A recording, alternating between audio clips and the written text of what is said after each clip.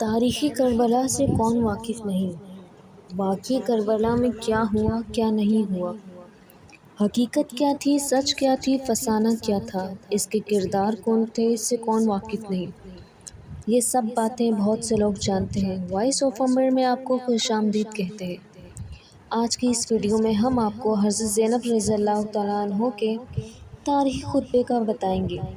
سوال یہ کیا گیا کہ یزید کی محفل میں جب حضرت زینب رضی اللہ تعالیٰ عنہ کبریٰ کی نظر جب اپنے بھائی امام حسین علیہ السلام کی خون آلود سر پر پڑی تو آپ نے جو غمناک آواز میں فریاد کی، اس کے بارے میں بتائیے۔ آپ نے اسی غمناک آواز میں فریاد کی کہ جس سے سب لوگوں کے دل دہل گئے۔ اے حسین، اے محبوب رسول خدا، اے مکہ و مدینہ کے بیٹے، اے فاطمہ زہرا سیدہ النساء العالمین کے بیٹے، اے محمد مصطفیٰ کی بیٹی کے بیٹے۔ راوی اس واقعے کو نقل کرتے ہوئے کہتے ہیں کہ خدا کی قسم، حضرت زینب رضی اللہ تعالیٰ عنہ کی اس آواز سے وہ تمام لوگ رونے لگے جو یزید کے دربار میں بیٹھے ہوئے تھے، اور یزید اس طرح خاموش بیٹھا ہوا تھا جس طرح اس کو سانپ سونگھ گیا ہو۔ یزید نے خیزران کی لکڑی لانے کا حکم دیا، پھر یزید نے اس لکڑی کو امام حسین علیہ السلام کے لبوں اور دانتوں پر لگایا۔ ابو برزادہ اسلمی جو کہ رسول خدا کے صحابی تھے اور وہاں پر موجود تھے، انہوں نے یزید کو مخاطب کر کے کہا کہ اے یزید، کیا تو اس چھڑی سے حسین فرزند فاطمہ کے دندان مبارک کو مار رہا ہے؟ میں نے اپنی آنکھوں سے دیکھا ہے کہ پیغمبر اکرم صلی اللہ علیہ وآلہ وسلم حسین اور ان کے بھائی حسن علیہ السلام کے لبوں اور دندان مبارک کو بوسہ دیتے تھے اور فرماتے تھے، انتما سیدا اشباب اہل الجنہ فقاتل اللہ قاتلکما ولعنہ واعد لہ جہنم وساءت مصیرا۔ تم دونوں جوانان جنت کے سردار ہو، جو تمہیں قتل کرے خدا اس کو قتل کرے اور اس پر لعنت کرے اور اس کے لیے جہنم کو آمادہ کرے، اور وہ بہت خراب جگہ ہے۔ یزید غصے میں چیخنے لگا اور حکم دیا کہ صحابی رسول کو باہر نکال دو۔ یزید اپنے غرور میں مست تھا اور سمجھ رہا تھا کہ کربلا میں کامیاب ہو گیا ہے، اور ان اشعار کو بلند آواز سے پڑھ رہا تھا جو اس کے اور آل امیہ کے دین مبین الاسلام پر نہ رکھنے کی زندہ دلیل ہے۔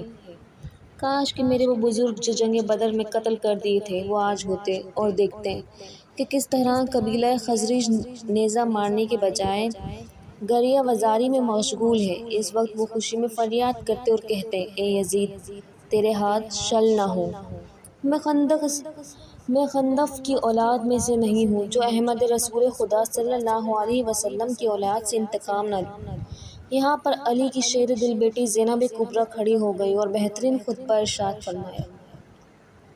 فرمایا، سب تعریفیں اس خدا کے لیے ہیں جو کائنات کا پروردگار ہے، اور خدا کی رحمتیں نازل ہو پیغمبر اکرم صلی اللہ علیہ وسلم پر اور ان کی پاکیزہ اطرت و اہل بیت علیہ السلام پر۔ اما بعد، بالآخر ان لوگوں کا انجام برا ہے جنہوں نے اپنے دامن حیات کو برائیوں کی سیاہی سے داغدار کر کے اپنے خدا کی آیت کی تکذیب کی اور آیت پر دردکار مذاق اڑایا۔ اے یزید، کیا تو سمجھتا ہے کہ تو نے ہم پر زمین کے گوشے اور آسمان کے کنارے مختلف طرح سے تنگ کر دیے ہیں، اور آل رسول کو رسیوں اور زنجیروں میں جکڑ کر در بدر پھرانے سے تو خدا کی بارگاہ میں سرفراز ہو اور ہم رسوا ہوئے ہیں؟ کیا تیرے خیال میں ہم مظلوم ہو کر ذلیل ہو گئے اور تو ظالم بن کر سربلند ہوا ہے؟ کیا تو سمجھتا ہے کہ ہم پر ظلم کر کے خدا کی بارگاہ میں تجھے شان و مقام حاصل ہو گیا ہے؟ آج تو اپنی ظاہری فتح کی خوشی میں سرمست ہے، مسرت و شادمانی سے سرشار ہو کر اپنے غالب ہونے پر اترا رہا ہے، اور ذمہ داری خلافت کے ہمارے مسلمہ حقوق کو غصب کر کے خوشی و سرکار کا جشن منانے میں مشغول ہے۔ اپنی غلط سوچ پر مغرور نہ ہو اور ہوش کی سانس لے۔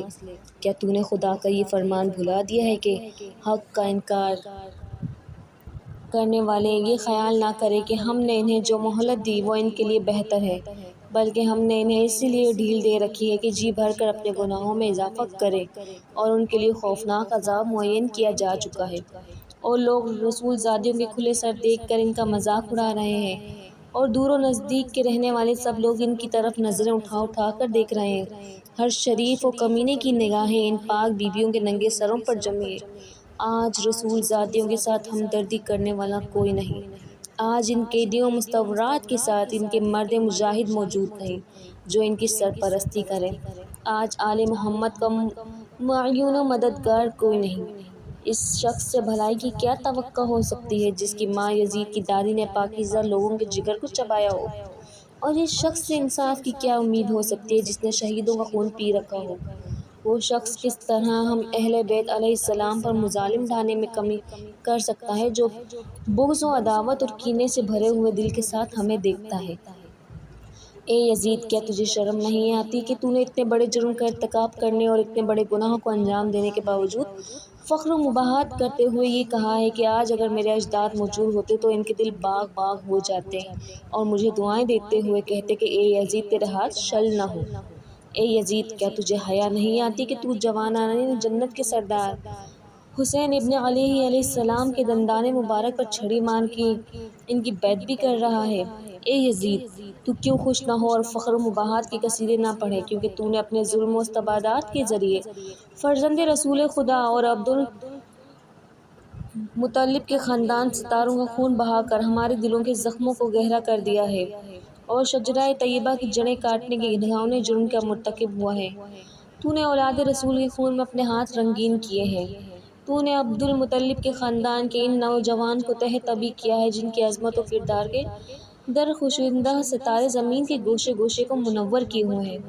آج تو آل رسول کو قتل کر کے اپنے بدنہاد برے اسلاف کو پکار کر انہیں اپنی فتح کے گیت سنانے میں ہے تو سمجھتا ہے کہ وہ تیری آواز سن رہے ہیں۔ جلدی نہ کر، عنقریب قریب تو بھی اپنے ان کافر بزرگوں کے ساتھ جا ملے گا اور اس وقت اپنی گفتار و کردار پر پشیمان ہو کر یہ آرزو کرے گا کہ کاش میرے ہاتھ شل ہو جاتے اور میری زبان بولنے سے عاجز ہو جاتی اور میں نے جو کچھ کیا ہے اور کہا ہے اس سے باز رہتا۔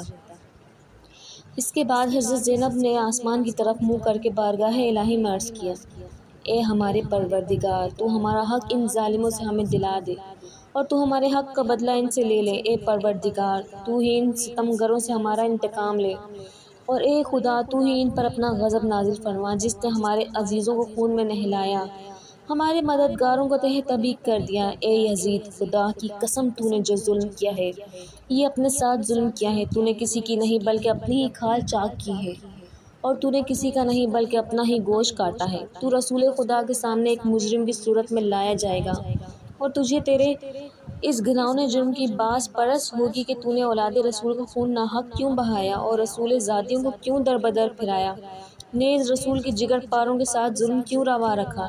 اے یزید، یاد رکھ کہ خدا آل رسول کا تجھ سے انتقام لے کر ان مظلوموں کا حق انہیں دلا دے گا اور انہیں امن و سکون کی نعمت سے مالا مال کر دے گا۔ خدا کا فرمان ہے کہ تم گمان نہ کرو کیونکہ جو لوگ راہ خدا میں مارے گئے ہیں وہ مر چکے ہیں بلکہ وہ ہمیشہ کی زندگی پا گئے ہیں، بارگاہ الہی سے روزی پا رہے ہیں۔ اے یزید، یاد رکھ کہ تو نے جو ظلم آل محمد پر ڈھائے ہیں اس پر رسول خدا عدالت الہی میں تیرے خلاف شکایت کریں گے اور جبریل امین آل رسول کی گواہی دیں گے۔ پھر خدا اپنے عدل و انصاف کے ذریعے تجھے سخت عذاب میں مبتلا کر دے گا اور یہی بات تیرے برے انجام کے لیے کافی ہے۔ عنقریب وہ لوگ بھی اپنے انجام کو پہنچ جائیں گے جنہوں نے تیرے لیے ظلم و استبداد کی بنیادیں مضبوط کی اور تیرے آمرانہ سلطنت بساط بچھا کر تجھے اہل اسلام پر مسلط کیا۔ ان لوگوں کو بہت جلد معلوم ہو جائے گا کہ ستمگروں کا انجام برا ہوتا ہے اور کس کے ساتھی ناتوانی کا شکار ہے۔ اے یزید، یہ گردش ایام اور ہوادار روزگار کا اثر ہے کہ مجھے تجھ جیسے بدنہاد برے انسان سے ہم کلام ہونا پڑا ہے اور میں تجھ جیسے ظالم و ستمگر سے گفتگو کر رہی ہوں، لیکن یاد رکھ میری نظر میں تو ایک نہایت پست اور گھٹیا شخص ہے جس سے کلام کرنا بھی شریفوں کی توہین ہے۔ میری اس جرأت سخن پر تو مجھے اپنے ستم کا نشانہ ہی کیوں نہ بنا دے، لیکن میں اسے ایک عظیم امتحان اور آزمائش سمجھتے ہوئے صبر و استقامت اختیار کروں گی اور تیری بد کلامی و بد سلوکی کی میرے عزم و استقامت پر اثر انداز نہیں ہو سکتی۔ اے یزید، آج ہماری آنکھیں اشک بہار ہیں اور سینوں میں آتش غم کے شعلے بھڑک رہے ہیں۔ افسوس تو اس بات پر ہے کہ شیطان کے ہمنوا اور بدنام لوگوں نے رحمان کے سپاہی اور پاک باز لوگوں کو تہ طبع کر ڈالا اور ابھی تک اس شیطانی ٹولے کے ہاتھوں سے ہمارے پاک خون کے قطرے ٹپک رہے ہیں۔ ان کے ناپاک دہن ہمارا گوشت چبانے میں مصروف ہیں، اور صحرا کے بھیڑیے ان پاک باز شہزادیوں کے مظلوم لاشوں کے ارد گرد گھوم رہے ہیں، اور جنگل کے نجس درندے ان پاکیزہ جسموں کی بے حرمتی کر رہے ہیں۔ اے یزید، اگر آج تو ہماری مظلومیت پر خوش ہو رہا ہے اور اسے اپنے دل کی تسکین کا باعث سمجھ رہا ہے، تو یاد رکھ کہ جب قیامت کے دن اپنی بد کرداری کی سزا پائے گا تو اس کا برداشت کرنا تیرے بس سے باہر ہوگا۔ خدا عادل ہے اور وہ اپنے بندوں پر ظلم نہیں کرتا۔ ہم اپنی مظلومیت اپنے خدا کے سامنے پیش کرتے ہیں، اور ہر حال میں اس کی عنایت اور عدل و انصاف پر ہمارا بھروسہ ہے۔ اے یزید، تو جتنا چاہے مکر و فریب کر لے اور بھرپور کوشش کر کے دیکھ لے، مگر مجھے معلوم ہونا چاہیے کہ تو نہ تو ہماری یاد لوگوں کے دلوں سے مٹا سکتا ہے، اور نہ ہی وحی الہی کے پاکیزہ آثار محور کر سکتا ہے۔ تو یہ خیال خامی اپنے دل سے نکال دے کہ ظاہری سازشی کے ذریعہ ہماری شان و منزلت کو پا لے گا۔ تو نے جس گھناؤنے جرم کا ارتکاب کیا ہے، اس کی بدنما داغ اپنے دامن سے نہیں دھو پائے گا۔ تیرا نظریہ یہ نہایت ہی کمزور اور گھٹیا ہے۔ تیری حکومت میں گنتی کے چند دن باقی ہیں، تیرے سب ساتھی تیرا ساتھ چھوڑ جائیں گے، تیرے پاس اس دن کی حسرت و پریشانی کے سوا کچھ بھی نہیں بچے گا۔ جب منادی ندا کرے گا، ظالم اور ستم گر لوگوں کے لیے خدا کی لعنت ہے۔ ہم خدا کی بارگاہ میں گزارش ہے کہ ہمارا خاندان کی پہلے فرد حضرت محمد مصطفیٰ صلی اللہ علیہ وسلم کو سعادت و مغفرت سے بہرہ مند فرما، اور امام حسین علیہ السلام کو شہادت و رحمتوں کی نعمتوں سے نوازا۔ ہم بارگاہ یزیدی میں دعا کرتے ہیں کہ وہ ہمارے شہیدوں کے ثواب و اجر میں اضافہ و تکمیل فرمائے، اور ہم باقی سب افراد کو اپنی عنایتوں سے نواز دے۔ بے شک خدا ہی رحم و رحمت کرنے والا اور حقیقی معنوں میں مہربان ہے۔ خدا کی عنایتوں کے سوا ہمیں کچھ مطلوب نہیں، اور ہمیں صرف اور صرف اسی کی ذات پر بھروسہ ہے، اس لیے کہ اس سے بہتر کوئی سہارا نہیں۔ یہ خطبہ تاریخ اسلام کا بہت ہی فصیح اور طاقتور خطبہ ہے۔ گویا اس خطبے میں علی بن ابی طالب علیہ السلام کی بلند و بالا روح اور بے نظیر شجاعت ان کی شیر دل بیٹی زینب کبریٰ کی زبان پر جاری ہو گئی، جو اس زبان و لہجہ اور اس منطق میں تقریر ہے۔ ویڈیو پسند آنے پر چینل کو لائک اور سبسکرائب کر ہماری حوصلہ افزائی کریں۔